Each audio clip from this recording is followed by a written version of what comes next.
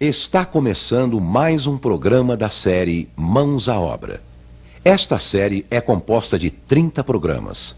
Hoje, você vai assistir ao programa número 26, Mãos à Obra, o programa da construção.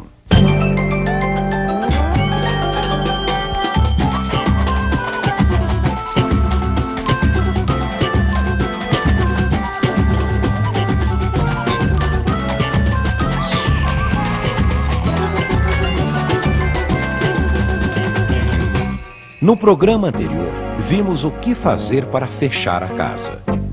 Quais são os tipos de vidros? Como instalar as dobradiças das portas? Como escolher as fechaduras? Como construir os muros da casa? Mãos à obra. Programa número 26. Instalações elétricas, fiação e aparelhos.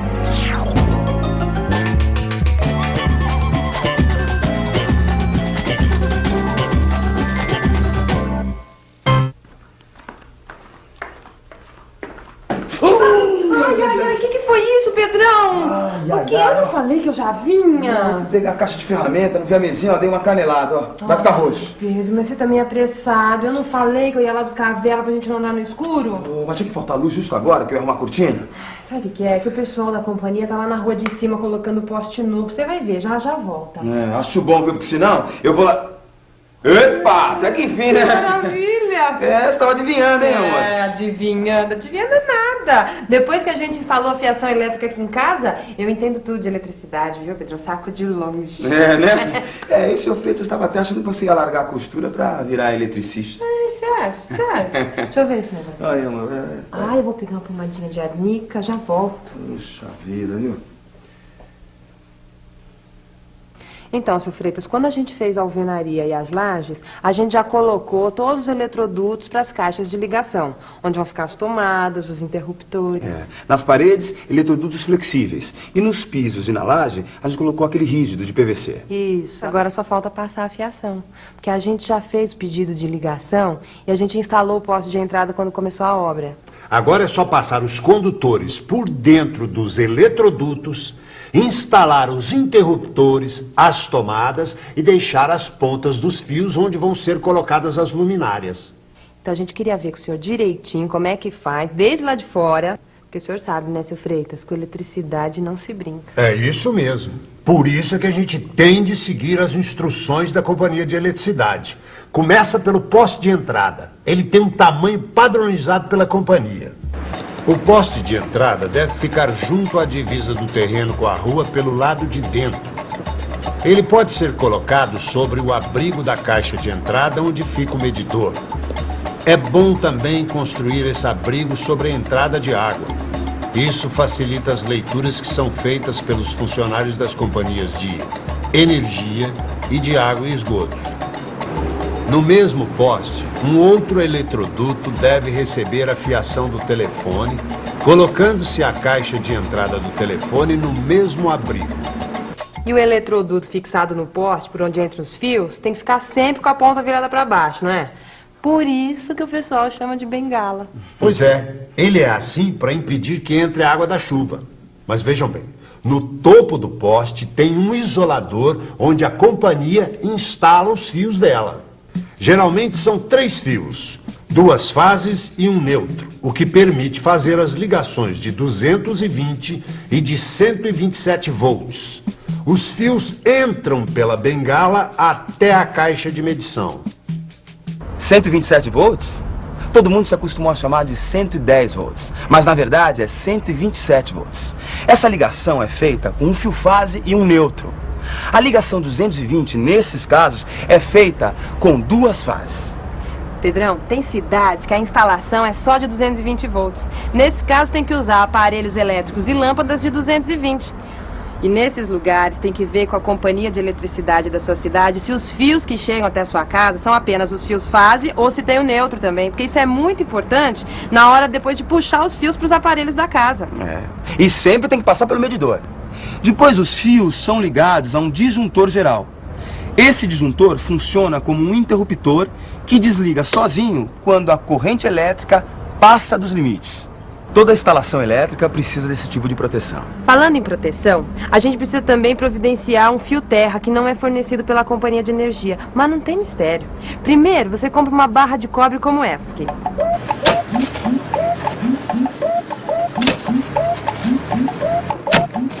Depois, a gente faz um buraco para enterrar a barra completamente.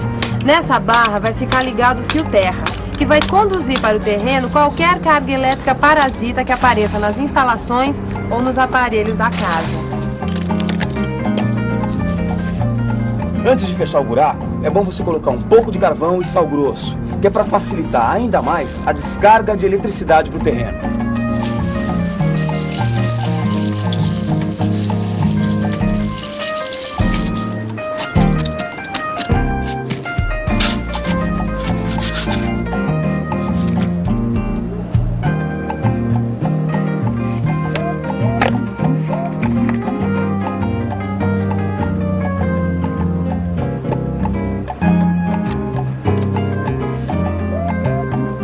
Com o fio terra, vocês vão ter uma excelente proteção para todas as instalações da casa. Podem reparar, cada vez mais os eletrodomésticos estão vindo com plugs de 3 pinos. O terceiro é o fio terra. Agora nós vamos ter 4 fios entrando em casa. 2 fases, o neutro e o terra. E a gente está utilizando um eletroduto de PVC por debaixo da terra que sai da caixa de entrada e vai até embaixo da caixa de distribuição, por onde passam os fios. E essa ligação por baixo da terra é muito melhor do que pelo ar, do poste até a parede. Além de ficar mais seguro, dura muito mais. Ah, melhor e mais bonito, né, seu Freitas? Nem comparação com aquele monte de fio balançando na frente de casa. Minha casinha, seu Freitas, vai ficar ao máximo. Olha, Pedrão, com essa pomada de arnica aqui, você vai ver, amanhã já tá bom. Ainda bem que não esfolou, viu? Mas acho que tá inchando aí, viu, meu amor?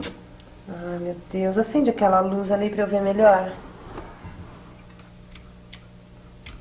Ih, acho que queimou. Eu já sei o que é. Pera aí. Olha aqui. É isso aqui. Eu desarmei o disjuntor outro dia para consertar a tomada do abajur. E eu esqueci de armar. Pronto. Nada como um quadro de distribuição bem feitinho. A Leila fez questão de fazer esse quadro de distribuição com materiais de primeira qualidade. Claro, qualidade acima de tudo. Porque, gente, o quadro de distribuição é o coração da eletricidade de uma casa, porque ele recebe os 2 condutores fase, o neutro e o terra. E daí saem todas as ligações para as tomadas, interruptores e lâmpadas. O quadro de distribuição tem que ter uma tampa interna e não pode ter nenhuma parte de madeira.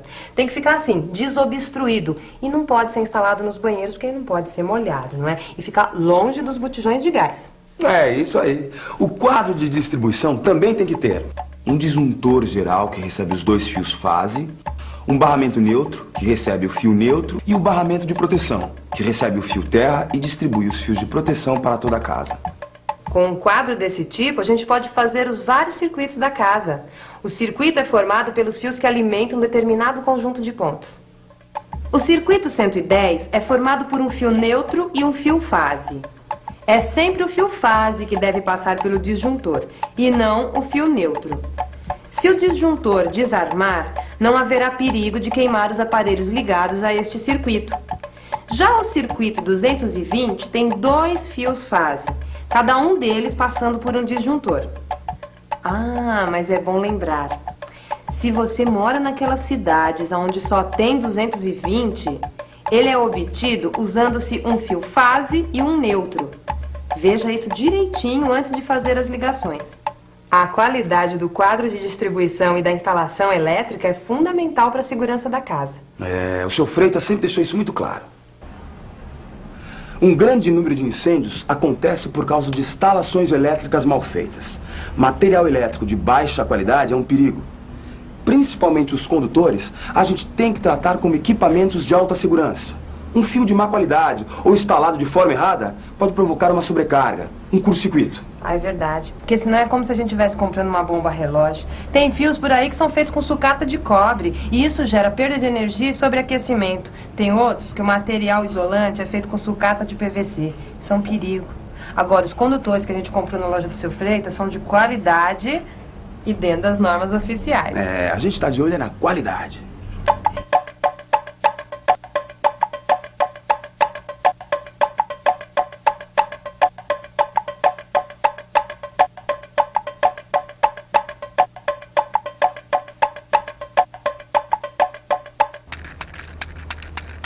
As caixinhas, tá vindo umas caixinhas de plástico muito boa também, né?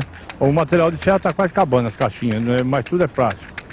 E tem que ser feita uma fiação bem feita, ter uma caixa de distribuição, né? Hoje estou usando esse interruptor, né? Que tá tudo bom, por cada fase coloca um, né? E até lugar entra com 220 só, entra com 110, então tem que fazer toda essa distribuição, desde que seja uma fiação boa. Para instalação elétrica, para a pessoa não ter dor de cabeça, principalmente é pegar um material de primeira, né? Porque se pega um material de terceira, vai te dar dor de cabeça. Então é melhor que você pega o material todo de primeira e um material bom, né? Que aí não vai dar dor de cabeça, né? Você já faz a elétrica fica boa, né? Uma casa tem 10 cômodos, você vai ter no mínimo 5 circuitos. E esse circuito é de acordo com as lâmpadas, de acordo com tudo que se discrimina os fios, que os fios são numerados.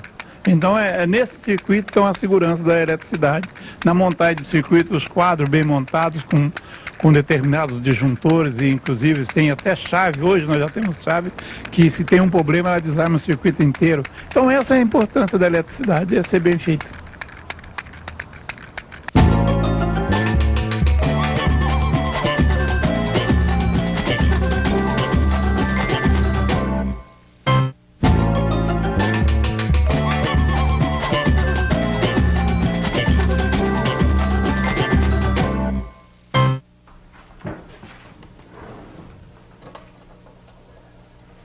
Ô, Leila, nota 10, hein? Era o disjuntor mesmo. Também, do jeito que a gente montou esse circuito, fica fácil saber qual o disjuntor de cada tomada. Tem gente que acha que fazer instalação de casa é você pegar 2 fios e sair ligando todos os pontos. Isso é loucura, Pedro. Tem que fazer como a gente fez aqui em casa, não é? Pegar a carga da casa toda e separar em grupos e fazer um circuito para cada grupo. Não pode colocar tudo no mesmo circuito. É obrigatório você separar os circuitos de iluminação dos circuitos de tomada. E também não é qualquer fio para qualquer coisa, porque a capacidade do fio transportar energia depende da área dele, que o pessoal chama de bitola. E para cada bitola tem um número máximo de pontos que você pode ligar no fio. E no quadro de distribuição, você tem um disjuntor certinho que corresponde àquela bitola do fio. Lembra que o seu Freitas mostrou pra gente um catálogo que tinha tudo isso? Que bitola de fio usar para cada circuito, o disjuntor adequado e quantos pontos podem ser colocados em cada circuito. A bitola do fio é indicada em milímetros quadrados. Para o chuveiro, por exemplo, é usado o fio de 6 milímetros quadrados. Os circuitos de iluminação e de tomadas podem ter muitos pontos, mas os circuitos do chuveiro, da torneira elétrica e das tomadas para os aparelhos de grande potência, como forno de micro-ondas, aquecedor, máquina de lavar roupas e máquina de lavar pratos, forno elétrico e ar-condicionado, só podem ter um ponto cada um. É isso que dá qualidade e segurança na instalação. Dá uma satisfação fazer bem feito, não é? Eu tenho todo o material aí de primeira. Fios e cabos, anti-chama e extra-deslizantes. Tudo dentro das normas. Vocês já colocaram os eletrodutos nas paredes, nas lajes. Agora é só escolher os condutores. Fios rígidos ou cabos flexíveis. E qual é melhor, seu Freitas? Tecnicamente os dois são bons. Mas os cabos flexíveis são mais fáceis de passar pelos eletrodutos e de serem acomodados no interior das caixas e das tomadas. O trabalho rende mais e você acaba gastando menos. Eu prefiro esse daqui, ó. Com esse cabo flexível, dá pra você passar vários fios no mesmo eletroduto, não é? No eletroduto flexível de 25 milímetros ou de 3/4 de polegada, dá para passar até 10 condutores de 1,5, 8 de 2,5, 6 de 4 e até 4 condutores de 6 milímetros quadrados. Mas é sempre bom colocar 1 ou 2 abaixo desses limites para ficar mais fácil de passar nas curvas. E como é que faz para passar todos esses fios? É fácil. Em primeiro lugar, você passa um arame, deixando as pontas saindo das caixinhas do trecho em que está trabalhando. Aí você amarra muito bem na ponta do arame os fios que vão passar pelo eletroduto. Cada um de vocês fica numa ponta do arame. Um vai puxando e o outro empurrando para ajudar os fios a passarem. Puxe sempre pelo cobre, nunca pelo material isolante. Se precisar, pode até colocar um pouco de vaselina nos fios para eles escorregarem mais. Não use outros produtos, pois pode danificar o cabo. É obrigatório identificar os fios por cores. O neutro tem que ser azul e o terra tem que ser verde. As fases e os retornos de cada circuito devem ser da mesma cor. Ou amarelo, ou vermelho, ou preto, ou branco. O importante é que elas não sejam nem azul e nem verde. Muito cuidado para o fio não enroscar lá no meio do eletroduto, que pode estragar o material isolante. E emenda lá no meio é proibido. Emenda só nas caixas de ligação e com fita isolante de qualidade. Fita boa, cola bem e tem elasticidade. Nada de fita crepe e esparadrapo, hein? Pelo amor de Deus. Não, nossa obra não é hospital para ter esparadrapo e fita crepe, né, seu Freitas? Nossa obra não vai ter gambiarra, né, meu amor? Virgem Maria. Seu Freitas, em todos os circuitos a gente vai passando os fios com arame? Isso. E pelo que a gente viu na planta, vocês podem reservar 2 circuitos para iluminação. Um para todas as lâmpadas do térreo e os 5 para todos os pontos de iluminação do andar de cima. A fase e o neutro do circuito 1 saem pela parte lateral do quadro de distribuição e vão pelo eletroduto da laje até as caixinhas oitavadas. 2 na sala e 1 na cozinha. De um dos pontos da sala é feita a ligação para o ponto externo ao lado da porta principal. Na cozinha, a mesma coisa. De um dos pontos é feita a ligação para o ponto externo ao lado da porta. E aí precisa ligar cada ponto de luz a um interruptor. Certo. O esquema é o seguinte.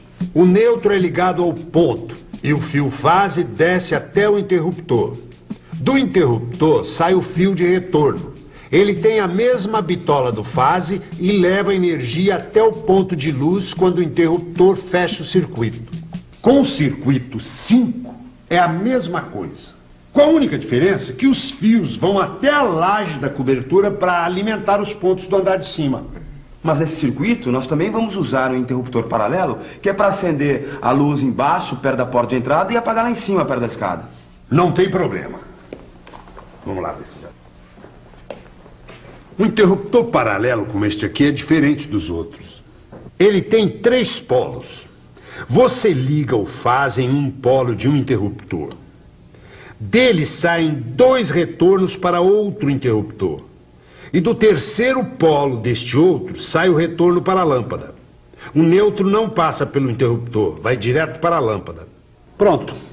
É só acender em cima e apagar embaixo, ou vice-versa. E os circuitos das tomadas? O projeto de vocês tem 4 circuitos para as tomadas. Para as tomadas comuns, vocês podem usar os circuitos 2 e 6. O 2 é para o térreo e o 6 para o andar de cima. O 3 e o 4 ficam para as tomadas da cozinha. Todos os fios podem passar pelo eletroduto colocado no piso do andar térreo. Só os do circuito 4 é que passam pela laje e descem ao lado da pia da cozinha. A instalação é muito fácil. É só ligar um fio neutro e um fio fase a cada um dos polos da tomada. O correto é levar o fio terra para todas as caixinhas e usar as tomadas de 3 polos, ligando o polo certo ao fio terra. Se o plugue do aparelho tiver só 2 pinos, não faz mal. A gente usa uma tomada de 2 polos e o fio terra fica esperando dentro da caixa. Agora, seu Freitas, no caso do chuveiro, que é um aparelho de grande potência, o ideal é que ele tenha um circuito só para ele, não é? Exatamente. No circuito do chuveiro, quando a cidade tem 110 e 220, é melhor escolher 220. Você tem que trazer as 2 fases, saindo uma de cada disjuntor. E tem de ligar também o terra para dar segurança à instalação.